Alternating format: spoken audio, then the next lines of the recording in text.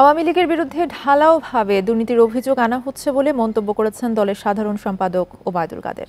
শুক্রবার দুপুরে রাজধানীতে ৭৫তম প্রতিষ্ঠা বার্ষিকীর শোভাযাত্রার আগে তিনি বলেন, এসব সরকার হটানোর চক্রান্ত কিনা তা খতিয়ে দেখতে হবে।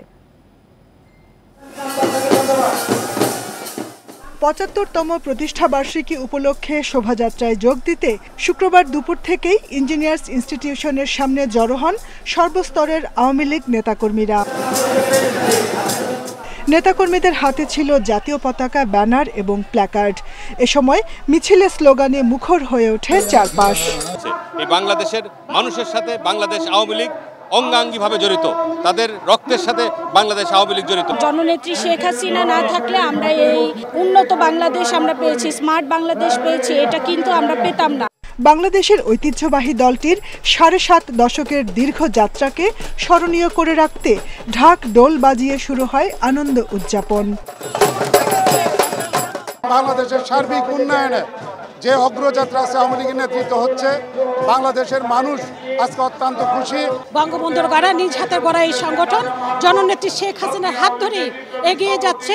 শেখ হাসিনার নেতৃত্বে আমাদের বাংলাদেশ ডিজিটাল থেকে স্মার্টতর বাংলাদেশের দিকে এগিয়ে যাচ্ছে।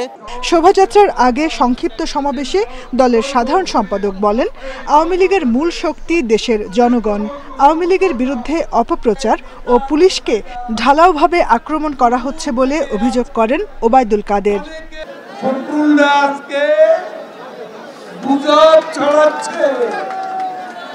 আজকে আওয়ামী লীগের বিরুদ্ধে ঢালাওভাবে দুর্নীতির অভিযোগ আনছে, আজকে গুজব রটাচ্ছে, পুলিশকে ঢালাওভাবে আক্রমণ।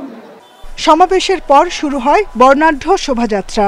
শোভাযাত্রাটি ইঞ্জিনিয়ার্স ইনস্টিটিউশন থেকে শুরু হয়ে Shahbag, elephant road, Mirpur road হয়ে ধানমন্ডি ৩২ নম্বরে গিয়ে শেষ হয়।